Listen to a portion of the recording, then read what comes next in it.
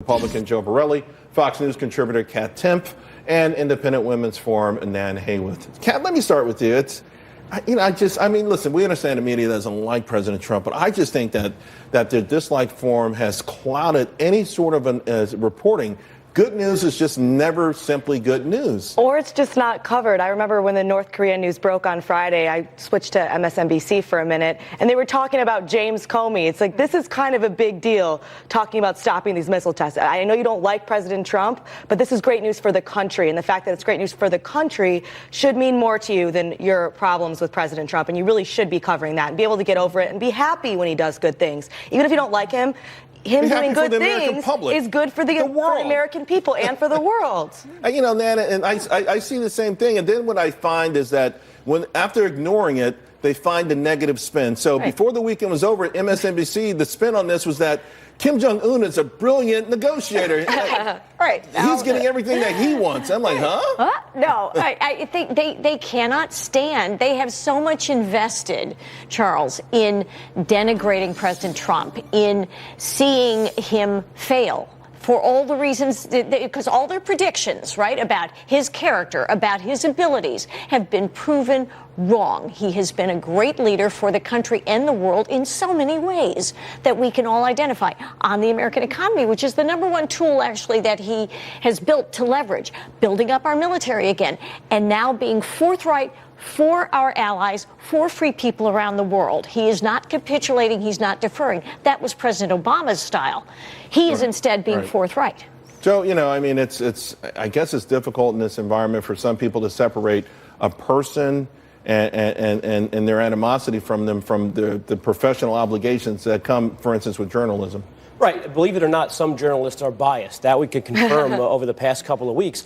The thing that probably drives the president the most crazy, and something that he tweeted about, is watching these pundits from past administrations who were themselves feckless at dealing with North Korea, trying to lecture this White House on how to deal with North Korea. It's crazy. The smart people on TV have been saying that Trump is going to step on the banana peel every time he steps on the world stage, and that just has not happened one time yet. You know, I've seen things, and it's not just, of course, the media, you know, it's Hollywood and those types, where the narrative, Kat, is that Trump is picking a fight with North Korea. Like leave little Kim alone. Why are you picking on this guy? Yeah, he's not a nice guy, everyone, by the way. And I was someone at first when President Trump started talking really tough on North Korea, I was kind of like, whoa, I wasn't sure how to feel about it. And I understand that some people might have just seen it as something that's so different than what's been done in the past and it made them uncomfortable. But now that we're seeing for a fact that it is working, it's time to recognize that it is working. Right. It's time to give credit where credit's due. Right. And I think also, Nana, you brought this up. The idea is, hey, you know what? Maybe it's time to tear up some of the old rules because they're not necessarily working for us. North Korea has become nuclearized. They have the abilities. Our trade deficits are getting larger and larger. We're losing key industries in this country. There's certain things that are going wrong, and if you don't mix it up, there's no such thing as, in my mind, as settled science, whether it's economic science or social science. And Charles, you've talked about it, and you've been very persuasive about the value, at the very least, as a negotiating point of, quite honestly, the tariff threat, which most of us, I think, have cringed at in a lot of ways, because, as Macron says, President Macron, we don't want to have trade wars with our allies. No, we don't. But it's also true that China's mercantilism has put many American workers at risk, and American industry at risk. Well, on that note, then, Trump tweeting about that he may tie border wall security and NAFTA together. Any deal with Mexico, he's saying, Joe, is that the right tactic to take on this, particularly when it feels like we're close to some sort of major renegotiation on NAFTA? Is this going to be a hurdle that sort of derails that? I don't know if it's a hurdle. I think for the majority of Trump's base, they like to hear about the renegotiation of NAFTA and the border wall. Tying the two together, I think, only reinforces that. I think what you have with this border wall is that you have a sort of a multi-dimensional success, whether it's on renegotiating NAFTA, whether it's on stopping drugs that are coming across the border. I think Trump is right to really, it's almost like this border wall has become a metaphor for some of the success of the Trump administration. Yeah, but by the same token, though, Kat, Mexico is not going to, I don't think they're going to do anything with respect to paying for the wall just yet. And it feels like we're close. By the way, we're looking now, the French president, that's old footage of the wall right there. But That's right there, the plane for the president of France, Macron. He just landed. We'll continue to look at that in a moment. But back to you on this, Kat.